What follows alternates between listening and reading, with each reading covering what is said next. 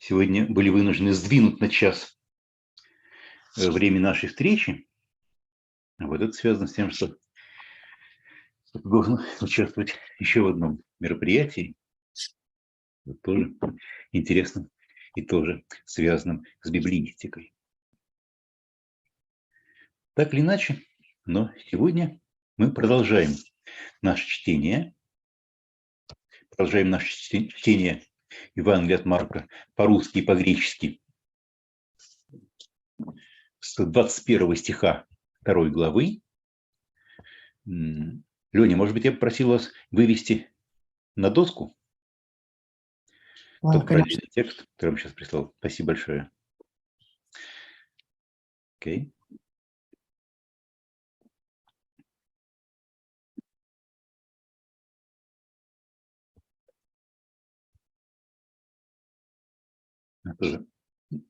Сегодня, я думаю, в особенности нам осмысленно читать отдельно греческий текст, отдельно русский текст, потому что перед нами здесь встает ряд проблем, таких чисто переводческих.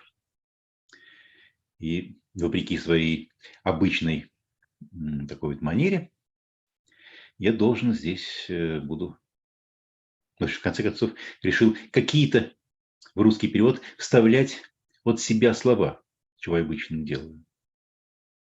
Начнем с 21 стиха.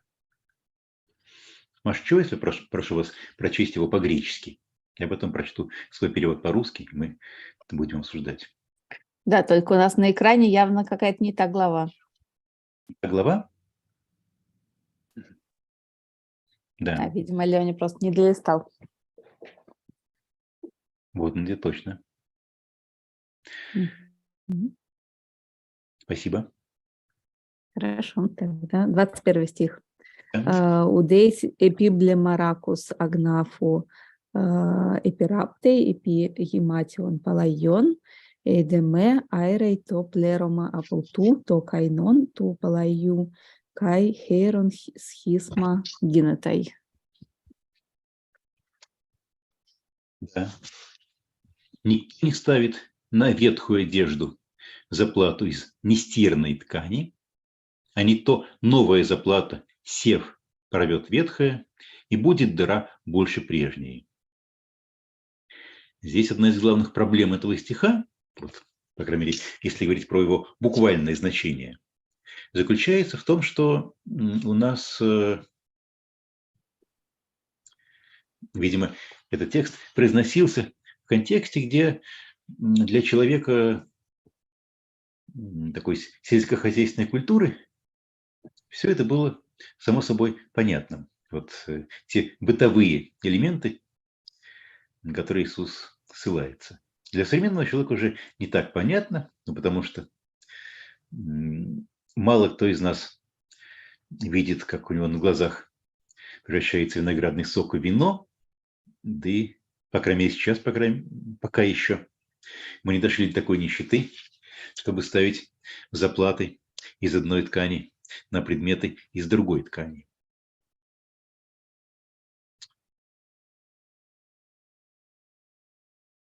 Никто не ставит на ветхую одежду заплату из нестиранной, ну так я перевел еврейское агнафус, буквально греческое агнафус, буквально, конечно, там, может быть, не то чтобы нестиранная, но ткань, которая не прошла через обработку,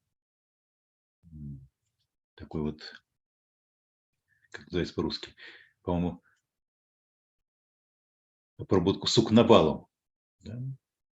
Вот. В общем, смысл в том, что ткань, которая еще никогда не подвергалась такой обработке, которая должна подвергнуться во время стирки, а когда она подвергнется такой обработке во время стирки, то она сядет, скукожится. Ну и, наверное, хотя вот, не знаю, ставил ли кто-нибудь за последние столетия такого рода эксперимент, наверное, если заплата из такой ткани будет поставлена на ткань, которая уже неоднократно садилась, то новая ткань может потянуть края старой и ее порвать. Да? Арето плерома апаутуто кайнон, туполою. Я добавил здесь, чтобы было яснее, слово «сев». Но некоторые комментарии более содержательного образа к этому стиху я, может быть, чуть позже предложу вашему вниманию. Пока что давайте прочтем буквально следующий стих. Маша, я тоже попросил бы вас 22 стих нам прочесть по-гречески. Хорошо. Каудейс баллей ойнон неон эйс айскус палаюс эйдемер рекс эйго ойнос тус айскус кай го ойнос аполлотай кай гой аской аль ойнон неон эйс айскус эйс аскус кайнус. Да никто не наливает молодое вино в ветхие бурдюки, а не то вино, забродив, разорвет их, и вино пропадет, и бурдюки. Но вот здесь тоже таким же образом я вставил депричастие забродив, чтобы стало понятно, почему для человека, незнакомого со всей этой технологией, чтобы был намек на то, почему именно молодое вино должно рвать ветхие бурдюки. Молодое вино для новых бурдюков. Thus far, it was a comment on my translation, and especially on a couple of words that I had to introduce in the Russian text in order to make it more understandable. But let's go on to the next level of meaning. In fact, these two verses, they continue the earlier narrative about Jesus and Pharisees and disciples of John, and the question about fasting. It seems that all the earlier teachings are somehow considered here as examples of something old and probably outdated, while the teaching of Jesus himself is considered as something new. And this new and old, they are in contrast. They cannot be combined. That's the meaning of these two parables. I think that on the one hand, they refer back to the question about fasting, but also they refer forward towards the next story, about the next controversy, which deals with the keeping of Sabbath.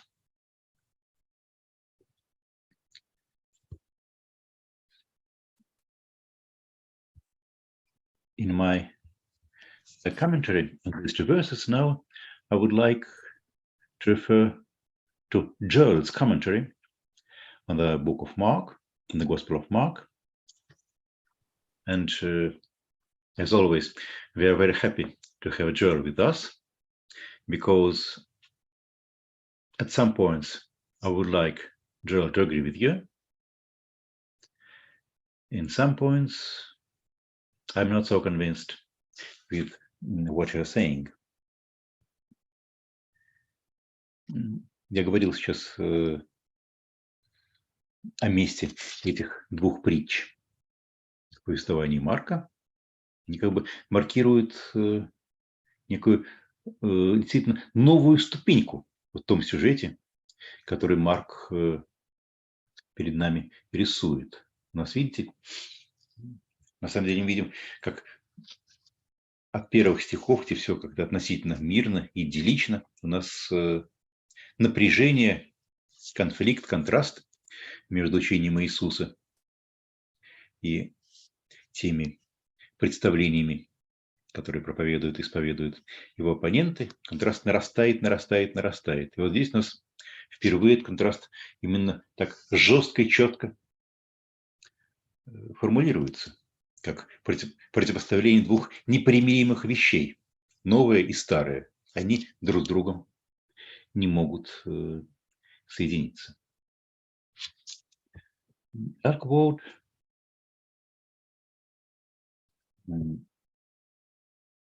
passage from Joel's commentary. Joel, are you with us? Yes, I'm here. Okay. What? Yes, I think it's a very interesting point that you make, that I quote you, the word rip, schisma, recalls the baptism where the heavens were ripped, schizomenos, as the spirit of the new age descended on Jesus. And also, you continue this thesis saying that the verb used for pools, ballet, is the same one that is used for the Spirit's subsequent action of casting Jesus out into the wilderness, as well as for his own exorcisms. And once again, there's a literary linkage between ire, takes, which is used here for the destructive effect of the new patch on the old garment, and the compound form of the same verb, aparte, which is used in 2:20 for the removal of the bridegroom. Mm-hmm. I think it's a very interesting and provocative thesis. Mm-hmm. Because here in the Gospel of Mark, we see that the language and the imagery are really very harsh, and the idea of conflict, of violence, images full of violence penetrate the gospel. And I'm especially impressed by your idea that the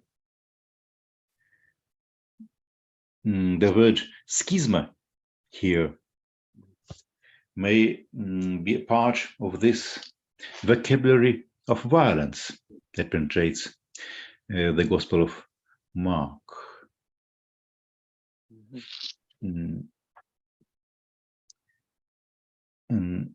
I'm a bit less convinced with regard to the literal linkage that you make with the words ballet and ire, because both are very widely used verbs.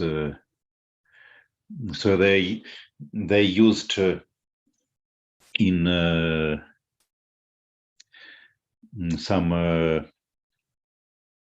narratives where we hear about the violence made to Jesus or to the spirits that he casts out. At the same time, we have the same verbs in these two parables, but maybe that's just because they're so much widespread. That's on the one hand. But on the other hand, if we agree that the Gospel of Mark is penetrated by this vocabulary linked with violence, then probably we can also add some more points to the argument that you make. Wait a second.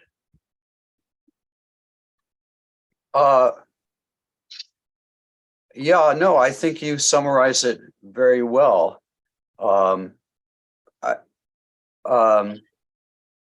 The language of skidzane, of tearing, I mean, it seems to me that's very strong. And, you know, the fact that Mark uses that in the scene of the baptism, where the heavens are torn apart, So he's already established that as related to the revelation of who Jesus is. And I think I point out in my commentary that, it's unusual language for a vision, because usually when the clouds, or the heavens are opened up, they used open, anoignumi, and not schizane. So, he's got this awkward vocabulary that maybe relates to larger themes in the gospel. And of course, schizane reappears at Jesus's death when the curtain of the temple is torn apart.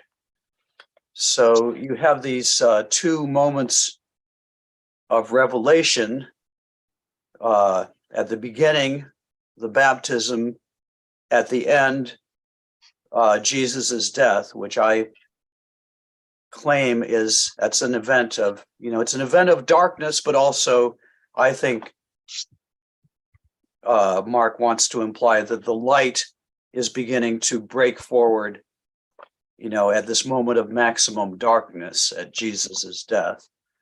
So it seems to me it's very appropriate to be used in this passage, which talks about, the new wine, the new revelation of Jesus, and how it relates to the old stories of Israel, the new and the old.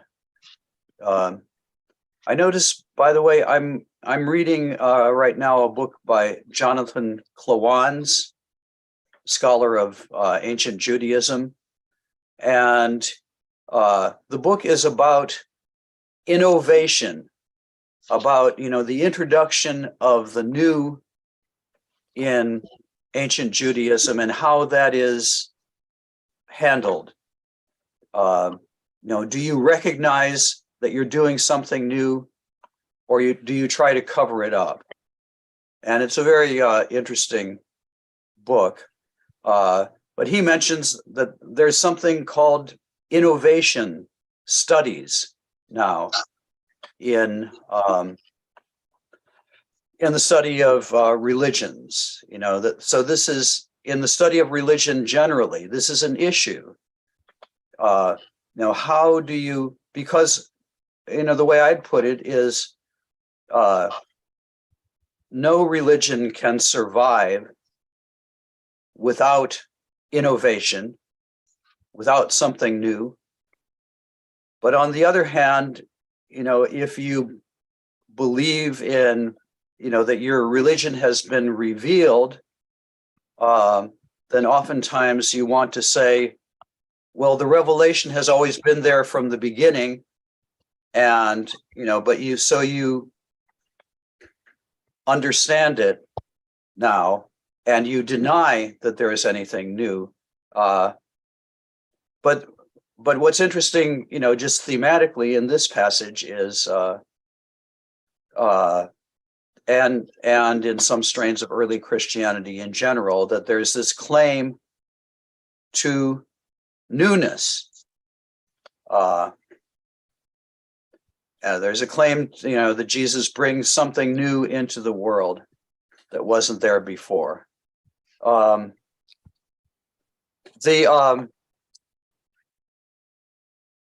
We could talk about the verb balein. It seems to me that it has been already so strongly associated with exorcism in Mark that probably for the readers, that would influence how they understand bale in verse 22. But of course, this is always the question: are you reading too much? Are you reading the gospel too carefully? More carefully than the original readers would have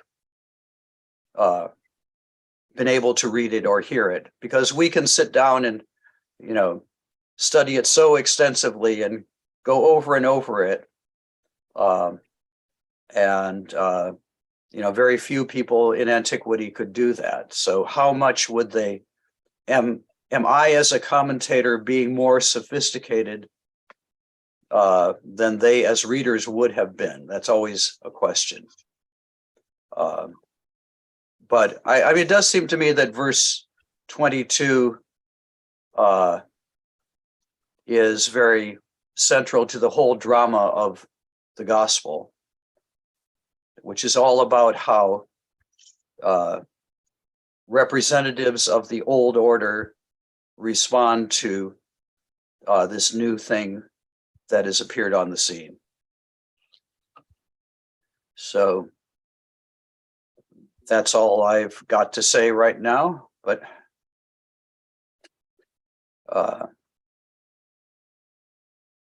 koniec.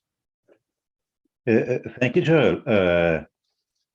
On the one hand, I said that I was not completely convinced with the intertextual links that you saw in the verbs like ire or ballet. But on the other hand, the idea that this imagery that we have in these two parables, especially in parables in verse 21, that this imagery may have some wider intertextual links. This idea seems to me quite interesting and very promising. It's an interesting question that we may pose before ourselves, whether we are not reading the gospel too carefully, in too much details, more carefully and in more details that the first readers and the first hearers might have imagined. But probably, I think these intertextual links that we are studying, they still exist somewhere on the subconscious level, so that even if the authors and the readers and the hearers do not explicitly exegete the text in the way as we do, but still our idea of intertextual links may point to something that really existed in the understanding of these texts, but maybe not on such a level of conscious exegesis as we do it, but rather on the subconscious level. And from this point of view, following the game that you, Joe, started, I decided also to think maybe there are some other pieces of imagery that may be involved here in this puzzle. Yes, I'll try to demonstrate. Excuse me, Леня, можете вы выключить на время свой экран? Okay, thank you.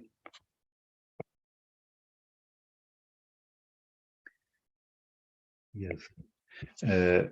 These are some other places that seem to me maybe promising from the point of view of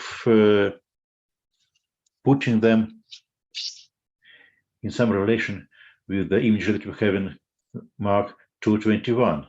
Yes? Here we have the image of an old clothes, and then this old clothes is becoming even more old. It's on the verge of being thrown away because of the schisma. And within the Gospel of Mark, the word schizo, schizomai, occurs only in these two passages, as you indicated, where both passages speak about some new aeon, yes? Schizomenos tus oranus at the point of Jesus' baptism, and then tokatapetas matunau eschiste at the moment of Jesus' death. But I also think that maybe this image of old clothes, yes,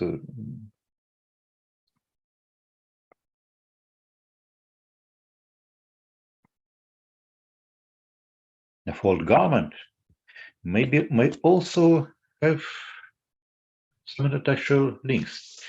Let's read Mark 15:24. No, they kai staurusin auton, kai demiridun ta himatia autu. Do not we have here the image just very close to what we have a few lines later? The Roman soldiers, they do some violence with the clothes of Jesus, and maybe in some sort of response, the clothes that clothed the Holy of Holies in the temple, as history, as we have it in verse 15:38. And of course, this verse of Mark 15:24, this reference back to Psalm 21, «Демирисунто тахиматяму, разделише риза моей себе и об одежде моей меташе жребий». But we also have the same combination of the image of skies, the image of something that's schizotai, is being torn apart, and the image of something old that we have here in Mark 2:21, in another psalm, where the end of the world is described in exactly the same, with exactly the same images, that the skies that will be torn apart in Mark 1:10, they pantes hos himation paliotesuntai, they will become old, and he will change them. Or maybe I'm not sure what was the real meaning of the verbs allaxes and allagesontai here for the Greek readers, but at least in the Hebrew text speaks quite evidently about new epoch, yes? Tachlifem, you will change them. This means that you will throw away old clothes and put on new clothes, yes? So here the imagery of the psalm is rather harsh and violent with regard to this world and with regard to the heavens. They're not just torn, they are just completely thrown apart for the new heavens and probably new earth as well to come. And this is one of the longest quotations from the Old Testament and the New Testament in the Epistle to Hebrews. Of course, Hebrews are much later than Mark, but probably they somehow reflect the same understanding of the old and new that was characteristic for the early Christian movement. So you see, on the one hand, I doubted some of the intertextual links that you suggested, but on the other hand, I decided to follow you and maybe to add some more imagery. Yeah, that's very good. I like the reference to the psalm. I mean, one other thing I think is interesting to think about this problem of the old and the new in relation to the comparison of Mark with Matthew. And if you look at Matthew's version, I know, we're not supposed to be concentrating on Matthew here. No, but no budget, nothing prevents us from doing so. Okay, well then let me boldly just mention in Matthew's version, so this would be in Matthew chapter 9, verses 14 to 17. And the last verse there, Matthew adds something. He says, and this part is in Mark, Matthew says, but they throw new wine into new wineskins, and both of them are preserved. Kai amphoteroi, soteruntai. So that's interesting because I think Mark wants to emphasize the old and the new are incompatible, and the new is so much greater than the old. There's no comparison, but at least one way of interpreting Matthew's version is to say, that you want both the old and the new to be preserved. And that relates to a very important verse also in Matthew chapter 13, verse 52, about the scribe who brings out of his treasure things old and new, or maybe it's new and old. But, so Matthew is concerned with both the new and the old in a very emphatic way, whereas it seems to me that Mark is more concerned to emphasize, the greatness of the new and how overwhelming it is, and how it makes the old really not so important. And it seems to me that probably relates to Matthew's much more positive view of Torah, of law, of nomos, and the whole kind of Jewish structure of society. And whereas I would see Mark as more in a more discontinuous kind of mode, being more on the side of Paul in terms of the difference between the old and the new. Yeah. Thank you, Joel. I think it's a very important point, чтобы та вещь, которую мы сейчас заговорили с Джоэлом, была более понятной. Я вывел на экран 3 места. Одно место из Марка и 2 места из Матфея.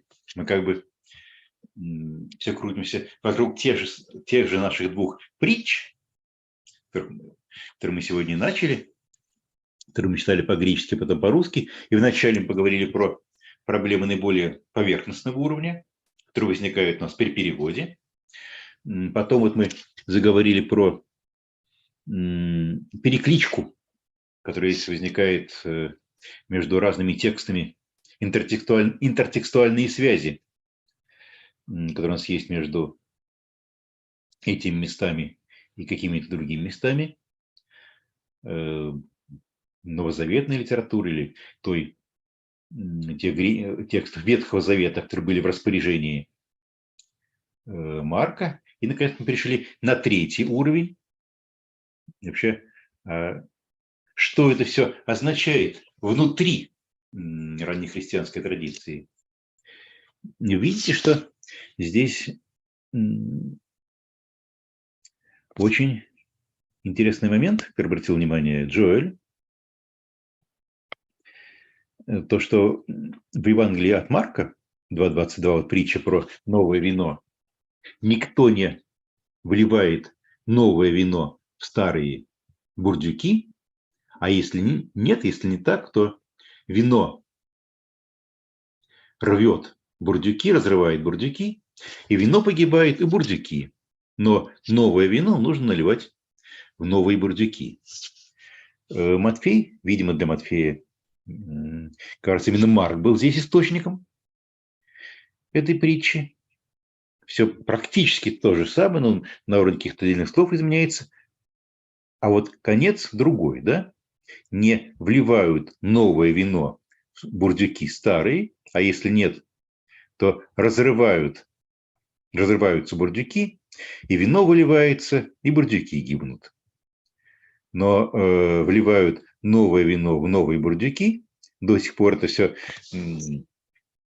почти там, с минимальными изменениями пересказ Марка, а дальше от Матфея, собственно, добавка.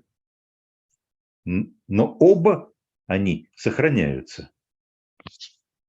И здесь действительно возникает ощущение, мне кажется, Джоэль очень правильно про это заговорил, что Марк, который, видимо, как-то в большей степени в традиции апостола Павла, или, по крайней мере, внутри вот этого направления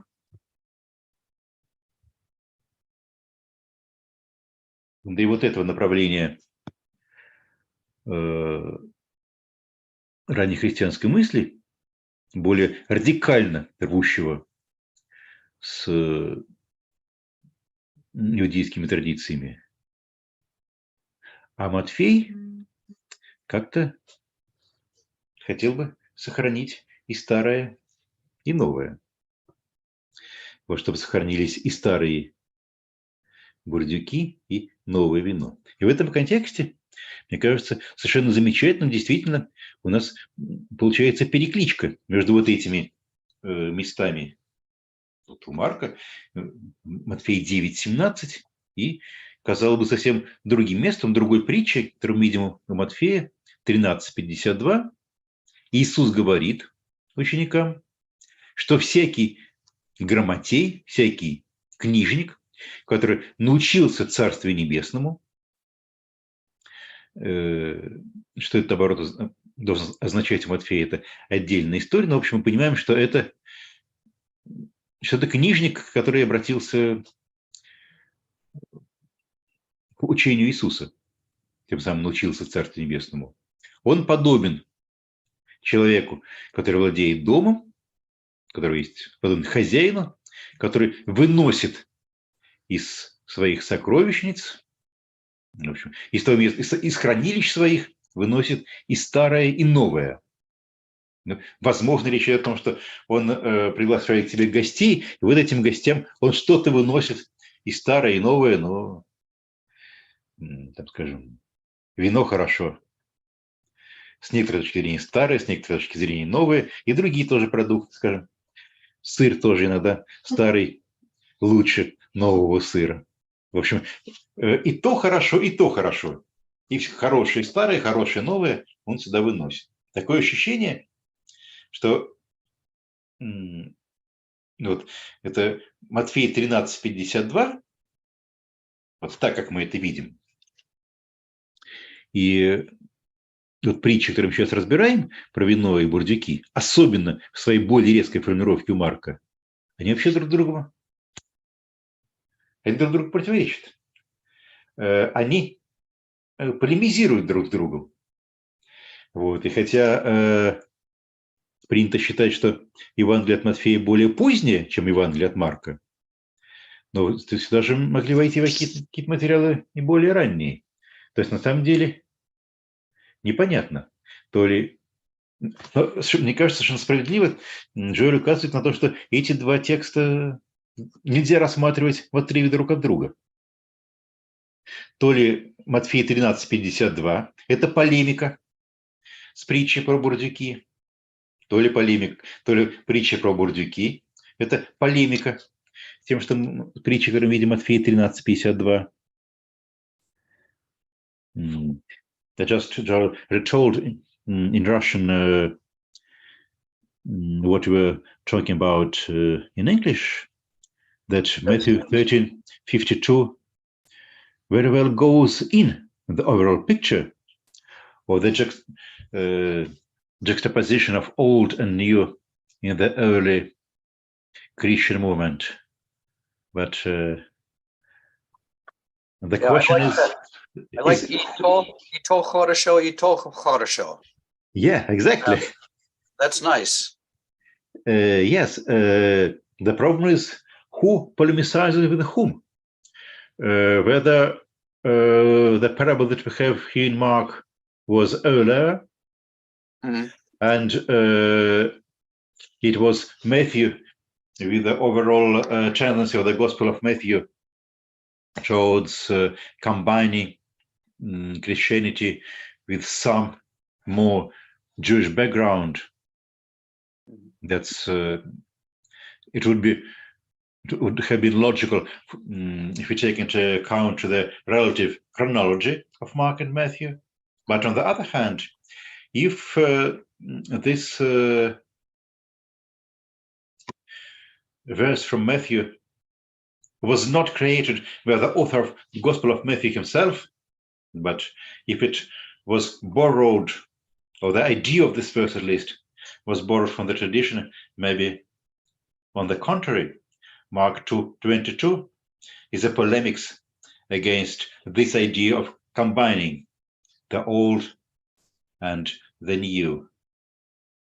Yes, that's very interesting. And, I mean, of course, Mark comes first, and we know that Matthew uses Mark, but I can see how one might want to say that in spite of that, sometimes Matthew's version, is more Jewish, and maybe more Jewish because it's more in touch with the Jewishness of Jesus, right? And that so Matthew may somehow put us in touch with an earlier version.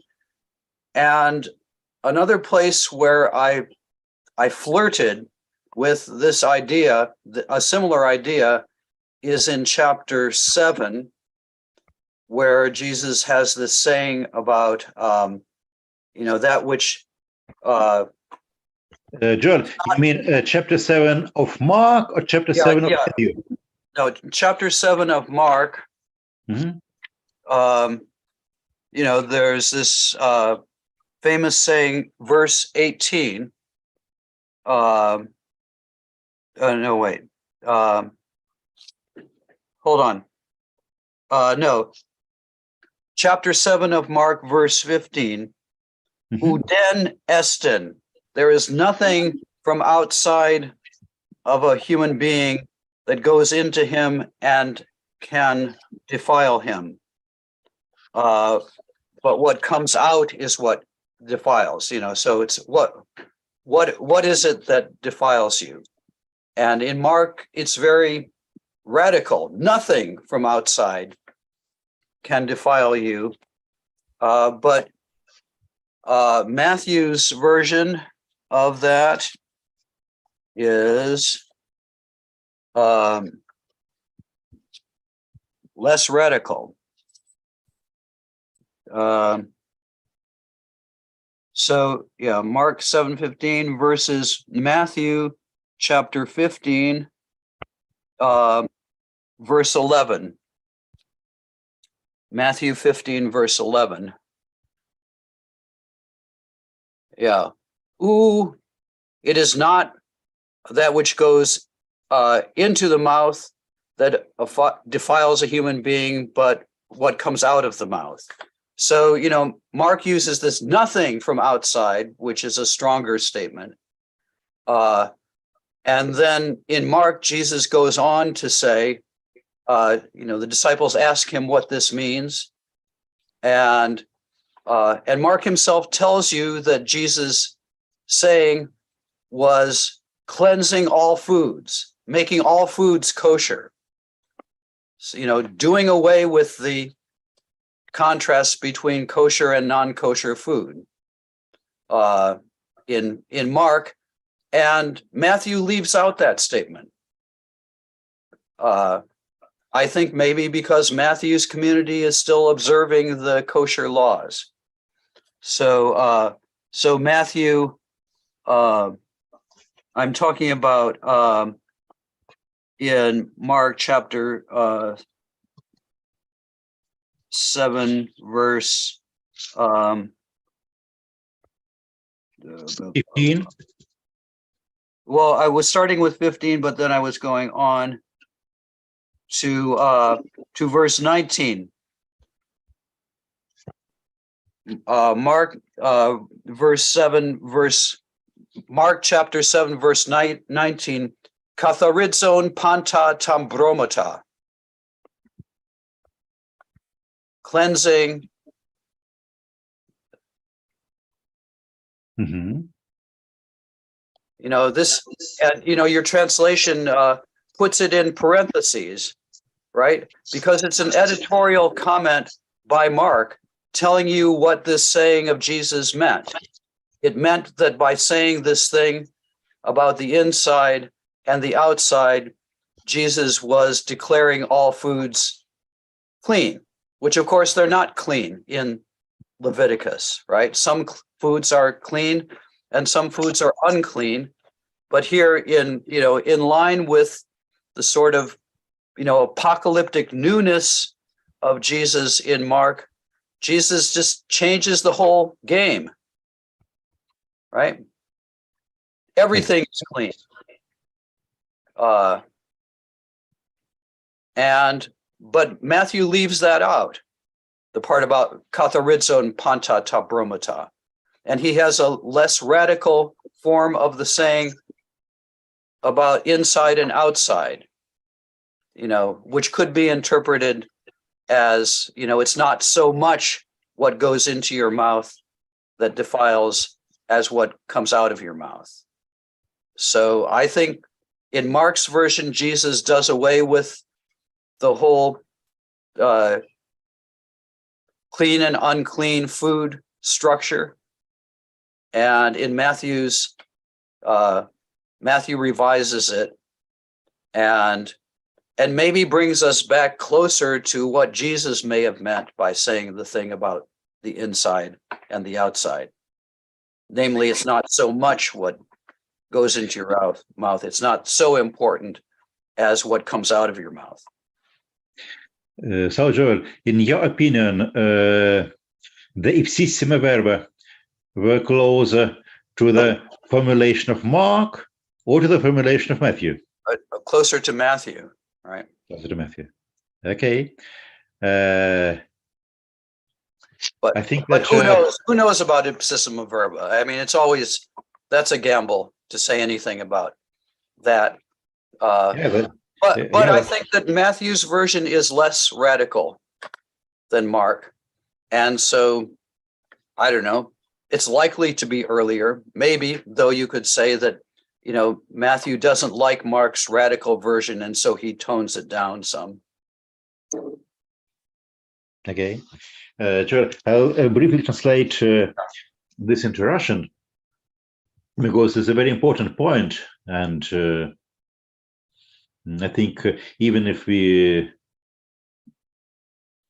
dwell a little on this point, it will be beneficial for our understanding of the early Christianity. Джоэль проводит сравнение между той разницей между Евангелием от Марка и Матфея, которую мы здесь видели, вот в нашем месте, и тем, что мы увидим тогда, когда доживем до 7 главы Марка. Нам еще, я боюсь, очень-очень долго будет добираться до 7 главы Марка, но когда-нибудь мы доберемся до нее. У Марка мы видим, что нет ничто вне человека, что, входя в него, могло бы его осквернить. Это очень резкая формулировка. У Матфея она мягче. То, что входит в уста,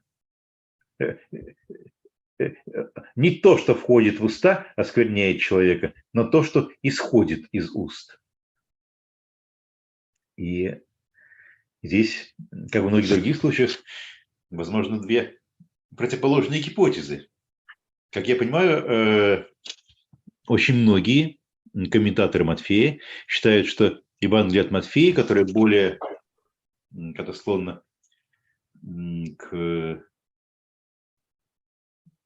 более внимательно к еврейскому наследию, что автор Евангелия от Матфея мог смягчить слишком резкую формулировку, которую мы видим у Марка. У Марка нет ничего вне человека, что могло в него войти и осквернить. У Матфея мягче. Не то, что входит в человека, его оскверняет, а то, что исходит из его уст. И в этом же самом тексте про то, что входит и выходит из уст, в 19 стихе, 7 главы от Марка, который завершает эту контроверзу, Иисус разъясняет эту притчу ученикам и добавляет, то есть не он добавляет, а, по-видимому, это редакторская добавка, что он все это говорит, катарицон панда табромата. Он все это сказал, тем самым очищая всю пищу. То есть он это сказал, и тем самым объявил всю пищу чистой. То есть, попросту говоря, последние слова Евангелия от Марка 7:19 провозглашают полную отмену кашрута. Нет больше никакой нечистой пищи. Иисус объявил всю пищу чистой. У Матфея эта строчка отсутствует.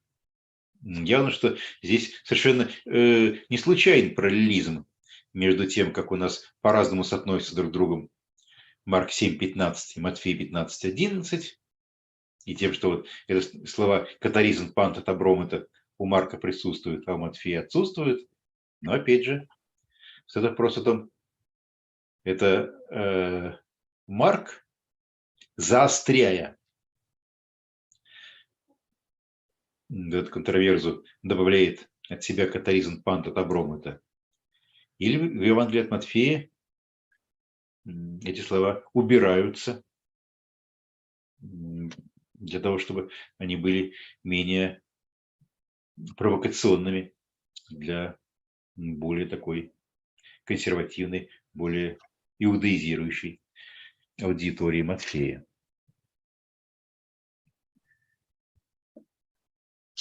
I think it was very interesting discussion. I must say that when I was preparing our meeting of today, I also thought about Matthew 13:52 as a sort of text that is evidently in some relationship to this parable of Mark 2:21 to 22, or the discussion of old and new. And I looked at your commentary on Mark, at Adela's commentary on Mark, and at a couple of commentaries on Matthew, and I was really puzzled that neither in your commentary, nor in Adela's commentary, nor in the commentary on the Gospel of Matthew that I looked at, I found any cross-references between neither from commentaries to Matthew 13:52 to our parable of today, nor from our parables of today to Matthew 13:52. And I was very happy when I heard from you today this comparison with Matthew 13:52. Yeah, it's an important verse. It's a very important verse, isn't it, for Matthew? It's interesting in that verse, kaina comes first and then palaya, right? The new and the old. So I'm not saying that there's, that Matthew doesn't like the new at all. He does. He likes the new, but in some sort of dialectical relation with the old.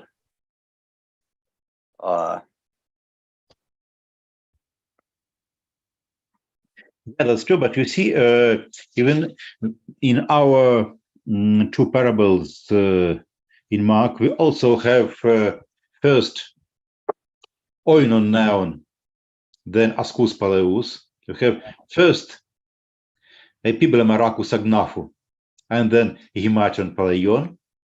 And Matthew follows the same order.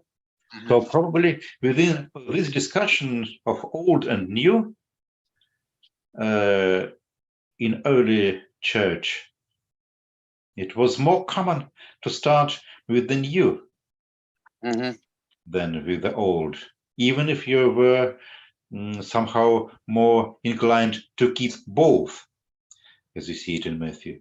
Still.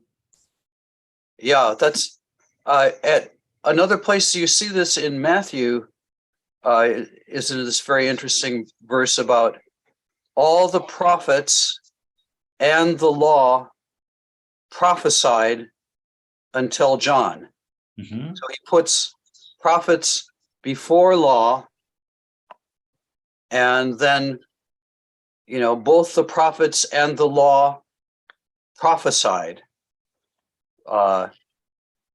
So I think, you know, Matthew is also conscious that there's something new in that comes on the scene with Jesus, but he wants to hold it in a relationship with the old, with the nomos.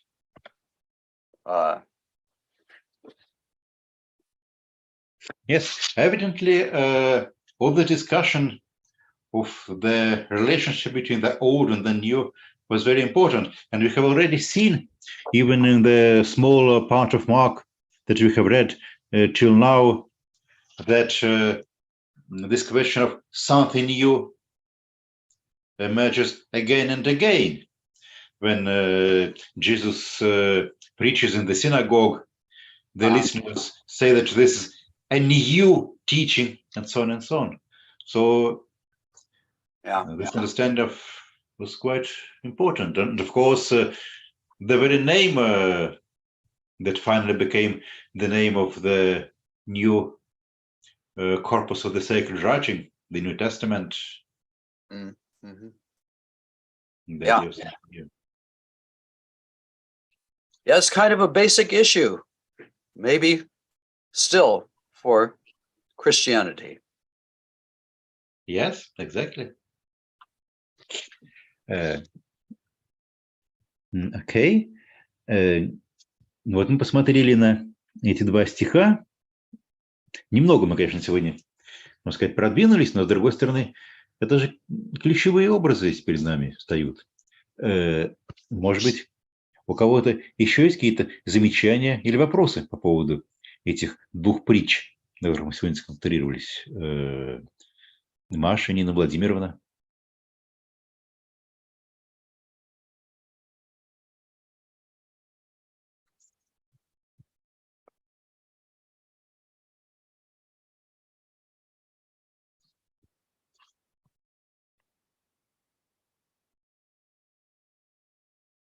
Нет никаких?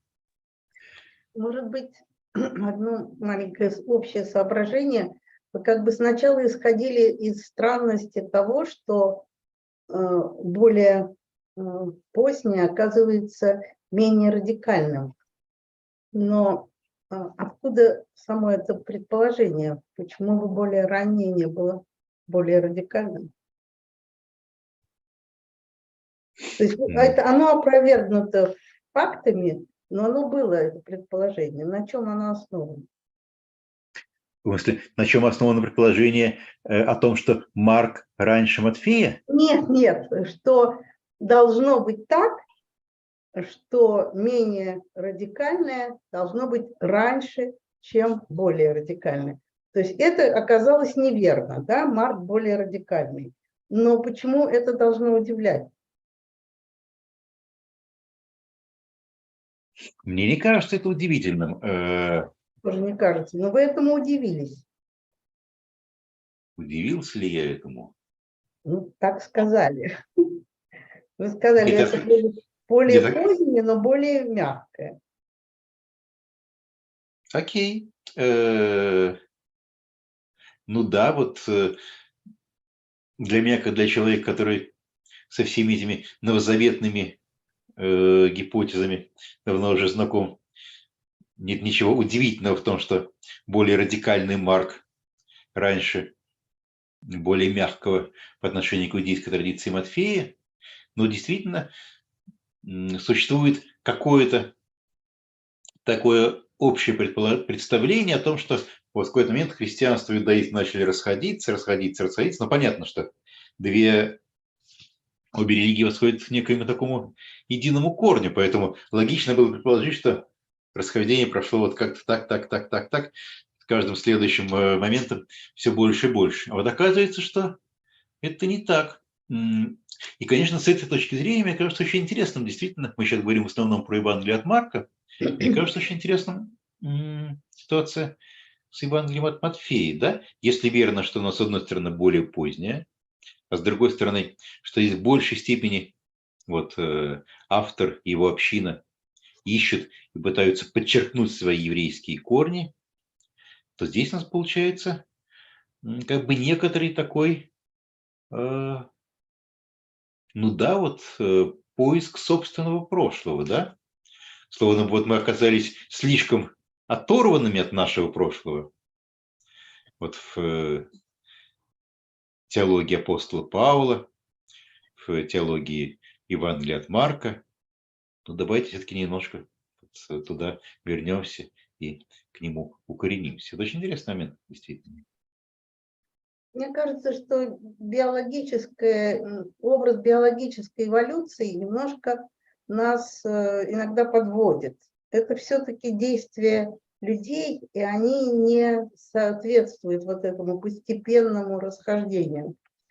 Чтобы оборвать некую традицию, нужны более сильные средства, чем впоследствии, чтобы ее продолжать. Ведь и раннее христианство более радикально во многих вещах, чем то, что получилось, когда оно стало господствующим. Да, безусловно. Возможно, что именно как раз с этим связано то, что менее в некоторых отношениях радикальное Евангелие от Матфея оказалось главным для последующей традиции, а Марк как так вот оказался скорее на периферии. Спасибо. Спасибо, Нина.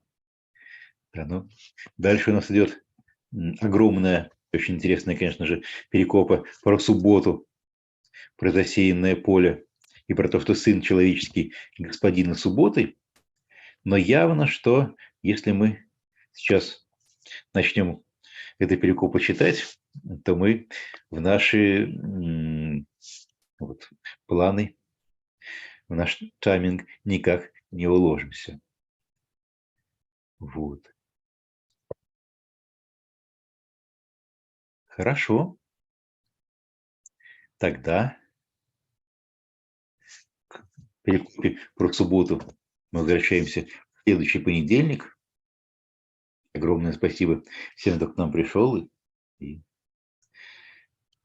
a lot of thanks to you, Joel, that you are part of our discussion, even though we see that sometimes you question some of your assumptions or hypotheses, but I think that's what scholarship is all about. yeah, exactly.